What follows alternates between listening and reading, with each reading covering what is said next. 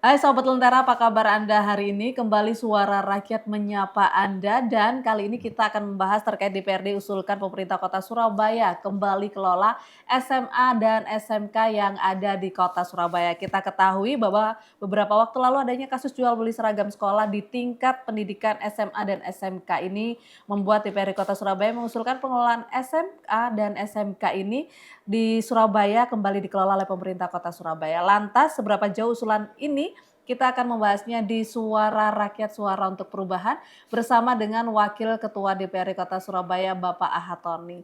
Assalamualaikum Pak Tony, Waalaikumsalam apa Mbak Keti. kabar Pak? Alhamdulillah baik. Sehat ya Pak ya? Alhamdulillah sehat. Oke ya, Pak Tony kalau kita ketahui ini sudah 1 bulan ya Pak ya, 1 bulan lebih kegiatan belajar mengajar baik SD, SMP maupun SMA dan SMK di Kota Surabaya ini sudah berjalan. Nah, Betul. tapi sebelumnya kita ketahui bahwa beberapa waktu lalu ini sempat Pak ada isu, bukan ada isu, ada kejadian bahwa memang ada jual beli seragam Heeh. SMA, SMK. Padahal yang seharusnya Ya, notabene ini harusnya dibagikan secara gratis karena ya, memang ini adalah sekolah negeri begitu ya. ya Pak ya. Nah, kalau Pak Tony sendiri ini mengatakan sempat mengusulkan bahwa dikelola oleh pemerintah Kota Surabaya saja nih SMA, SMK ini. Apa alasan utama di balik usulan pengembalian pengelolaan SMA, SMK negeri ke Ad- Pemkot Surabaya nih Pak? Ada banyak pertimbangan. Yang pertama kan bahwa transformasi SMK, SMA dikelola oleh provinsi didasarkan pada atas perintah undang-undang. Ini tidak sekedar hanya mengalihkan begitu saja, tetapi kan juga harus ingat bahwa semangat untuk mengalihkan kepada provinsi ini kan memang pertimbangannya untuk meningkatkan kualitas pendidikan supaya proses pendidikan itu bisa berjalan dengan bagus, kemudian tidak ada diskriminasi, kemudian bisa lebih fleksibel, dan kemudian semuanya bisa berjalan baik. Itu yang pertama. Yang kedua, kami melihat juga pasca peralihan itu kelihatannya tidak diikuti dengan keseriusan, Oke. baik pusat maupun provinsi dalam menindaklanjuti semangat peralihan tadi. Iya. Kalau itu bisa dikatakan serius, kalau begitu ini beralih kepada kewenangan provinsi, maka segenap kebutuhan-kebutuhan pendidikan tingkat SMA, SMK itu akan ada perencanaan yang bagus. Ada upaya untuk menyesuaikan, menyelaraskan antara sistem, program, dan pelaksanaan kegiatannya. Kemudian menjadi lebih baik mencerminkan keadilan dan berorientasi pada kualitas output keluaran daripada kualitas yang didapat oleh siswa.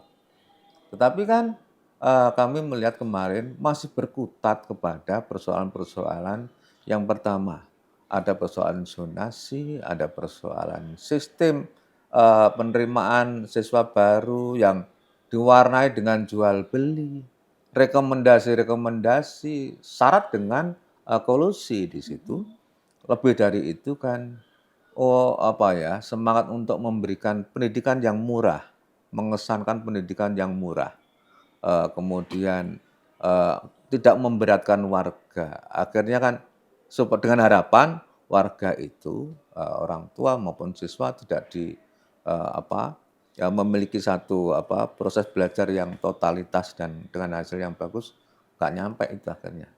Nah, dalam rangka untuk mengingatkan semua pihak kepada keseriusan pengelolaan pendidikan itu, kami sebagai pribadi yang kebetulan berkesempatan duduk di lembaga dewan mengingatkan, melaksanakan fungsi kontrol kami kepada masyarakat, kepada pemerintah provinsi maupun pusat, agar kita kembali lagi kepada pemikiran bagaimana menciptakan pendidikan ini yang lebih baik. Baik itu tidak sekedar hanya satu sisi, tetapi mulai dari masuknya, pelaksanaannya, kemudian keluarannya, semuanya bagus. Kenapa begitu Mbak Kety? Karena juga kita ini kan sudah sadar betul sih, eee, katanya pada periode ini kita akan dihadapkan kepada, bonus demografi. Iya. Demus bonus demografi pada angkatan kerja generasi muda yang melimpah. Kalau kemudian nanti itu mereka melimpah tetapi dengan kualitas yang dalam tanda petik tidak baik, maka itu justru menjadi sebuah beban. Nah, sehingga dalam rangka untuk menyiapkan supaya mereka itu adalah keluar menjadi apa, tenaga kerja yang terampil, yang memiliki kemampuan, kemudian menjadi agen perubahan pembangunan, maka pendidikan harus bagus. Tetapi kalau kemudian pendidikannya adalah diwarnai dengan dalam tanda kutip praktek-praktek kecurangan, kemudian yang tidak jujur, seperti ini kan menjadikan apa? Outputnya nanti menjadi tidak seperti yang kita harapkan, Iya, negatif gitu. juga Ya, gitu ya, ya, ya, Pak, ya? ya, ya, ya, Iya, gitu. kalau Anda melihat sendiri performa pengolahan, SMA, SMK yang dilakukan oleh pemerintah Provinsi Jawa Timur sejauh ini seperti apa sih, Pak?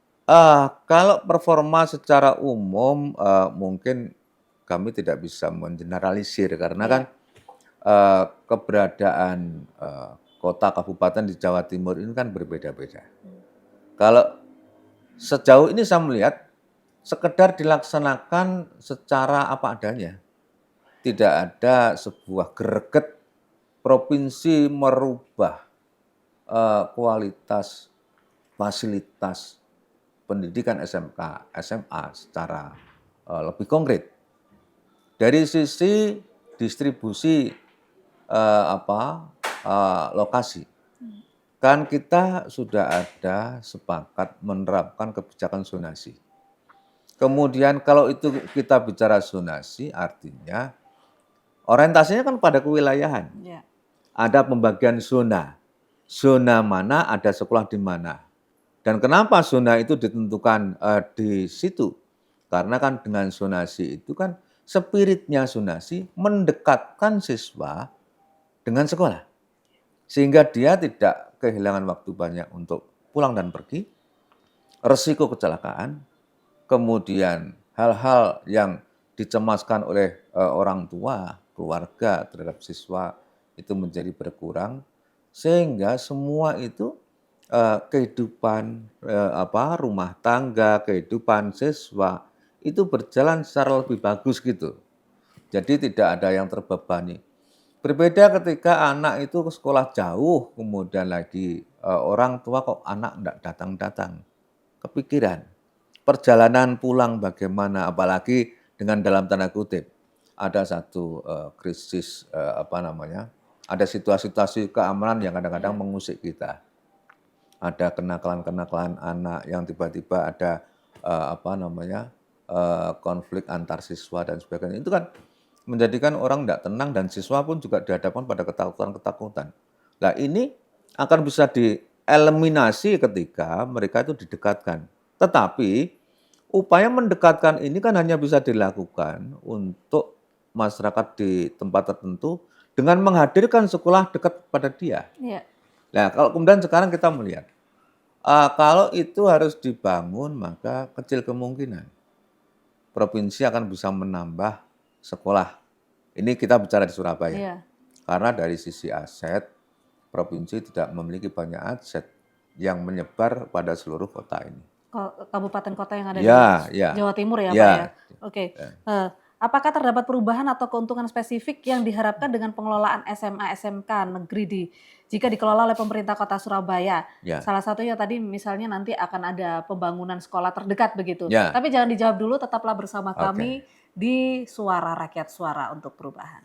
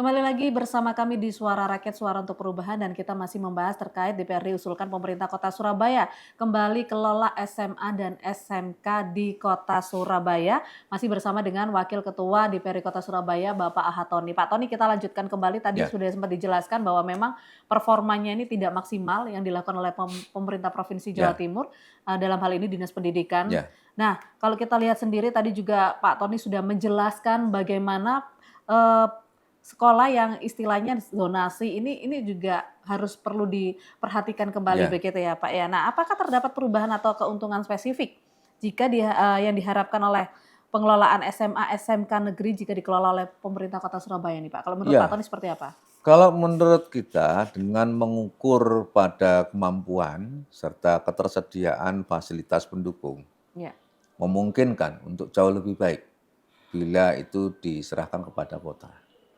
Memang kendalanya pada faktor undang-undang, undang-undang oke. tetapi kan dengan statement kami kembalikan kepada kota itu kan mengetuk pintu pusat supaya ngerti bahwa untuk daerah-daerah yang memang memiliki kapasitas kemampuan untuk mengelola lebih baik dibanding dengan provinsi ya lebih baik serahkan kepada kota gitu. Karena kan ini bukan pada persoalan ego kedaerahan, bukan.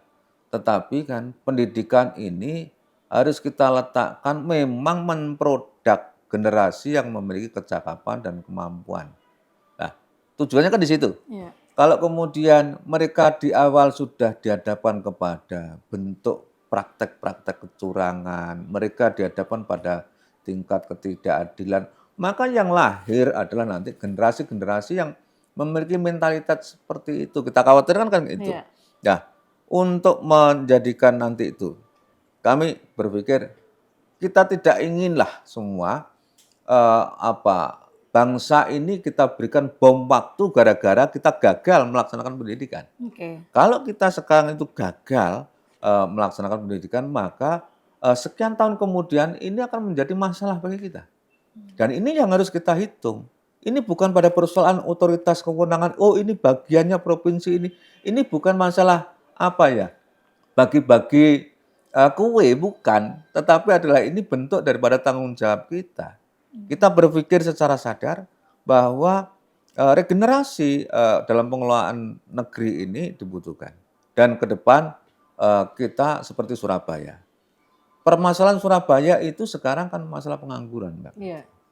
Nah, pengangguran kalau kita hanya mengandalkan ruang-ruang yang disiapkan oleh pemerintah kota, it's impossible bisa kita capai. Sektor swasta pun juga begitu, mulai mereka adalah melakukan rasionalisasi. Nah, ketika itu sektor privat itu memberikan batasan, mereka berpikir efisiensi. Kemudian sektor pemerintah ada keterbatasan karena mereka juga harus didasarkan pada sistem kinerja. Maka kan yang bisa kita pikirkan bagaimana membuat generasi itu memiliki kreativitas yang bisa mandiri, bisa menghidupi mereka sendiri. Nah itu syaratnya, satu, mereka harus cerdas, mereka harus pintar, mereka harus kreatif. Nah kalau kemudian pendidikannya tidak mendukung untuk menuju ke situ, lihat terus gimana? Oke. Nah, gitu kan? Iya. Saya mencoba untuk membawa ke situ. Kalau kemudian sekedar, oh itu bukan kewenangannya kota, oh itu bukan masih kewenangan provinsi berdasarkan undang-undang. Iya, undang-undang buatan manusia juga. Buatan kita-kita juga. Kalau undang-undang dilaksanakan lalu menghasilkan masalah, untuk apa diteruskan? Betul. Kan gitu kan? Iya. Jadi kita lebih berpikir kepada visi ke depan bahwa undang-undang itu dibuat adalah untuk menyelesaikan permasalahan, bukan untuk menambah permasalahan atau menjadi investasi permasalahan di kemudian hari kan gitu. Nah ini maksud saya, mari kita berpikir secara logis, secara realistis, kemudian visioner, kemudian evolutif, oke. Tapi kalau perlu adalah kita bisa lakukan langkah-langkah revolusioner bahwa kewenangan di provinsi itu bisa diserahkan kepada daerah. Manakala daerah yang tersebut bersedia dan berdasarkan kalkulasi justru bisa menyelenggarakan pendidikan lebih baik. manakala itu adalah dilaksanakan di provinsi. Tapi kalau Anda melihat sendiri sejauh ini apakah pemerintah Kota Surabaya ini jika nanti dikembalikan lagi ke pemerintah Kota Surabaya ini Ya, siap oh begitu Pak siap. untuk mengelolanya? Ya, Anda melihatnya dari segi mana saja ini? yang pertama dari sisi pengalaman kita melihat bahwa SMK SMA ketika masih di dalam naungan pemerintah kota. Kemudian hasilnya kita masih mendapati bahwa Surabaya masuk pada ranking sekian kepintaran siswa, kan gitu kan? Itu masih masuk. Nah sekarang ini nggak tahu kita itu adalah dari prestasi siswa berdasarkan nilai itu masuk ranking berapa, nggak pernah diumumkan. Iya. Ini kan menunjukkan bahwa sebetulnya kita menyembunyikan sesuatu. Kita ini hanya didasarkan bahwa sekolah tidak dihadapkan pada bagaimana mengejar prestasi, tetapi kemudian passion-nya masyarakat anak-anak itu berbeda-beda dan sebagainya. Sebetulnya itu kan pengingkaran terhadap tujuan daripada kita membuat persekolahan. Oke. Itu. Sekolahan itu ya sebagaimana dituangkan di dalam Undang-Undang Dasar kita adalah proklamasi Pancasila mencerdaskan kehidupan bangsa. Ya kan? Iya. Mencerdaskan kehidupan bangsa, bukan melakukan pembiaran kepada siswa untuk menentukan apa yang dia senangi. Kalau dia yang disenangi itu adalah bertolak belakang dengan tujuan didirikannya republik ini, lah untuk apa? Oke. Akhirnya kan kita melakukan arah yang salah. Sehingga tetap tujuan republik ini berdiri untuk apa, kemudian mensyaratkan generasi memiliki kemampuan apa, sehingga ketemu. Nah kalau sekarang adalah ini tidak menentukan nantinya dan sebagainya. Mereka adalah memiliki keberhasilan nanti di berbagai bidang, di situ.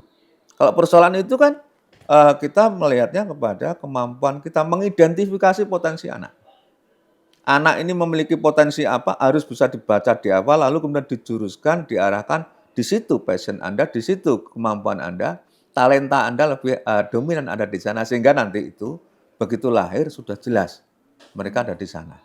Tapi kan kemudian koneksi dengan tujuan cita-cita republik berdiri ini kan ketemu. Iya. Nah kalau sekarang itu mereka mau jadi apa?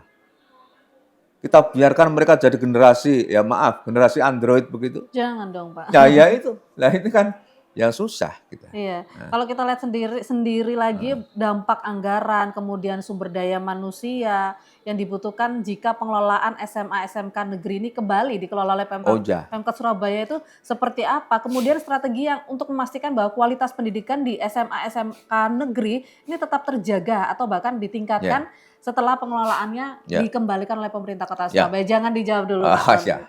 Tetaplah bersama kami di Suara Rakyat, Suara untuk Perubahan.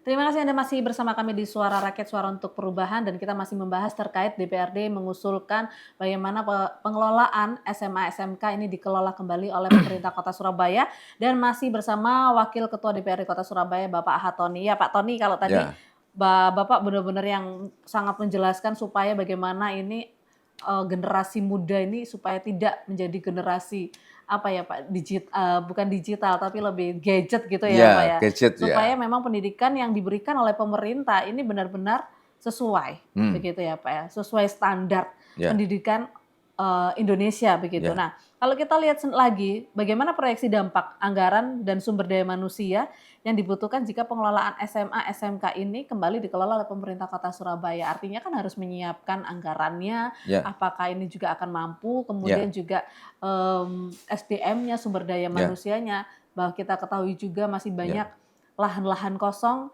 di ujung-ujung kota Surabaya, ya, ini yang masih belum ada SMA, SMK negeri yang ya, dibangun begitu ya. Pak. Nah gimana Pak kalau Anda lihat? Mampu dari sisi anggaran, Surabaya memiliki satu pendapatan yang cukup tinggi. APBD-nya tembus kemarin 11 triliun gitu kan.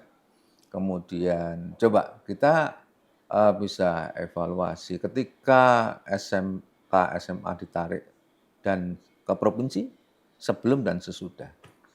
Dulu menjadi sangat luar biasa SMK, SMA, tetapi ketika dicabut maka kita kayak kayak dalam tanda kutip itu memiliki anggaran yang melimpah gitu kan. Dulunya kan diserap untuk SMA. Ya.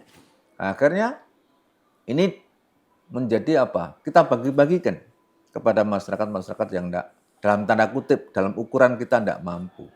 Bahkan pada pasca masa Covid kemarin sampai penduduk kita 2.800.000, 1.400.000 kita bantu. Itu artinya bahwa betul-betul jadi charity kan, Ya. kita memberikan. Lah, ini daripada ini adalah diberikan, tetapi kalau itu tidak diberikan lalu untuk apa dana ini? Tetapi ketika ini ada sekolah, maka akan luar biasa ini kita bisa gunakan. Oke. Gitu kan? Iya. Itu dari sisi anggaran dan itu nggak bisa dipungkiri. Yang kedua, kita memiliki kesadaran bahwa perencanaan, manpower kita ke depan itu betul-betul kita hitung. Jadi ke depan ini masyarakat kita atur, mereka bisa hidup pada klaster-klaster apa dalam lingkaran-lingkaran, ekosistem perekonomian seperti apa. Dan ini mulai kita hitung. Lah kalau kemudian, itu akan bisa jalan ya tadi itu dengan, syarat kualifikasi, kemampuan, keterampilan berapa. Dan jangan sampai nanti itu ada satu kayak overproduksi ibaratnya gitu ya. Iya. Oh hanya siswa yang dengan kualitas seperti ini yang banyak, tetapi kemudian yang di sini kurang, menjadikan kan apa, sistem tidak berjalan. Nah, kemudian sisi lain kita juga memiliki kesadaran etos belajar yang tinggi. Tetapi kemudian ketika ingin belajar tinggi, lalu kemudian fasilitasnya tidak didukung, yang terjadi apa? Ini ada satu kondisi yang menurut saya masuk pada lintasan kritis. Ada sejumlah lulusan SMP, SMP swasta dan negeri yang sudah lulus, kemudian lagi setelah lulus itu kan harapan kita kan ada wajib belajar 12 tahun kita. Iya. Dan itu di perda kita itu masih belum kita koreksi. Masih 12 tahun. Tetapi kemudian yang masuk di SMK, SMA ini kan dalam tanda kutip kok ada yang losing. Hmm. Kemana ini? Lah kita khawatirnya kan mereka ini Putus sekolah. putus sekolah.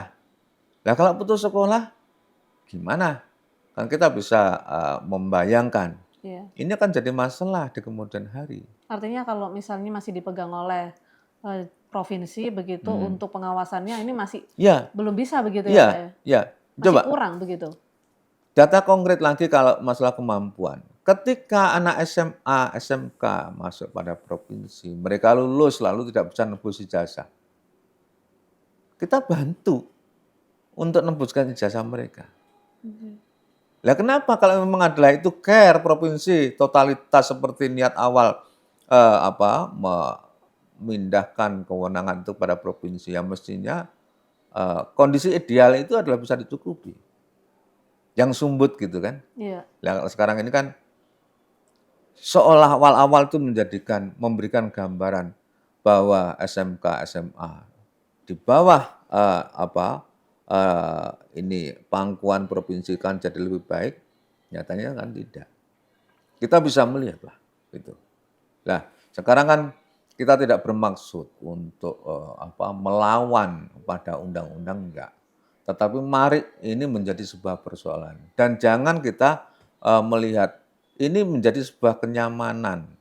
Ini bukan pada persoalan kewenangan yang menjadikan mereka-mereka atau bapak-bapak yang sedang duduk di dalam mengelola pendidikan ini menjadi sebuah posisi jabatan yang benar harus dipertahankan. Tidak, jangan begitu. Harusnya ada kesadaran yang lebih besar bahwa ini tidak mencerminkan keadilan. Nah, kemudian moratorium pendirian SMA, SMK yang di Jawa Timur akan ada zona 10 minimal 10 kilometer. Coba sih kalau memang ada itu berarti kan ada 10 kilometer ada SMK, ada SMA, kan gitu. Iya. Nah, sekarang menyesuaikan terhadap moratorium itu bagaimana? Gitu kan? Iya. Nah, kemudian yang muncul kan sekarang dilarang membangun kurang dari 10 kilometer. Tetapi pun ada orang yang mendirikan itu juga masih tidak diberikan izin juga. Katanya masih kesulitan untuk menerbitkan izinnya. Karena adalah kita masih belum berikan izin soal itu. Nah, ini kan bentuk nggak serius. Nah, kalau memang adalah serius, oke. Lalu kemudian adalah sekolah-sekolah komplek, maaf saja. Iya. Mestinya kan diberedel itu, diurai. Satu di mana begitu dengan begitu. Tapi coba mana keberaniannya provinsi? Nggak ada. Di sini ada SMA komplek itu, SMA 5, ada SMA berapa jadi satu. Kelas Iya. SMA 2. Iya. Iya. Nah itu contohnya. Gitu. Kalau umpama adalah ada bukti keseriusan, SMA komplek, kemudian ada di belah, kemudian yang satu ditaruh barat, satu di selatan, yang katanya orang-orang sana, Pak kami itu sampai kiamat tidak akan mungkin anak-anak kami bisa masuk SMA negeri. Komplek. SMA negeri. Ya, Pak ya? Karena adalah SMA-nya ngumpul di SMA kompleks semua. Nah seperti ini kan nggak pernah kami mendengarkan. Mana sih ada tanda-tanda provinsi ada denyut untuk mau menyelesaikan masalah itu. Nggak ada. Oke, tentunya ini juga terhalang oleh undang-undang tadi seperti yang di awal Bapak menjelaskan begitu. Nah, Mbak, kalau umpama terhalang dengan undang-undang, oke, maksud saya ada di kami Pak Provinsi, tetapi adalah yang komplek-komplek itu dibelah. Oke. Pak, komplek ini yang ini kami tutup, kami pindah di sana. Gitu maksud saya. Tapi mana gitu loh. Tidak ada aksinya begitu ya. Tidak ada aksinya. Artinya adalah distribusi dibiarkan mengelompok dan kemudian adalah tidak melakukan pergerakan apa-apa, kemudian pasif. Begitu ada kesempatan melakukan transaksi jual beli pada siswa-siswa yang mereka ingin melakukan kecurangan-kecurangan. Oke. Pak, pesan kepada Menteri Pendidikan nih Pak. Ya. Seperti apa Pak? Menteri Pendidikan ya. Ya. Kami harap itu Menteri Pendidikan pikirkan bahwa generasi kita itu adalah kita ke depan itu adalah ada satu bonus demografi yang luar biasa. Bonus demografi ini tidak bisa kita hanya berharap itu datang dengan tiba-tiba, harus ada perencanaan yang matang. Perencanaan yang matang itu diantaranya harus disiapkan kemampuan daripada siswa atau warga negara yang memiliki kecakapan. Dan kecakapan itu hanya bisa kita tempuh melalui proses pendidikan. Dan kalau pendidikannya adalah timpang, tidak berkeadilan, jangan harap bonus demografi nanti adalah memberikan manfaat bagi kemajuan kita ke depan. Kira-kira itu. Baik, terima kasih Pak Hattoni sudah bergabung bersama kami di Suara Rakyat. Kita berharap bahwa Menteri Pendidikan ini mendengar ya Pak ya, usulan dari DPRD Kota Surabaya supaya SMA dan SMK yang ada di Kota Surabaya ini kembali dikelola oleh pemerintah Kota Surabaya dan bisa mendapatkan pendidikan yang terbaik bagi seluruh warga Kota Surabaya. Terima kasih sudah menyaksikan Suara Rakyat, Suara untuk Perubahan. Saya Catherine Ellison pamit undur diri, sampai jumpa.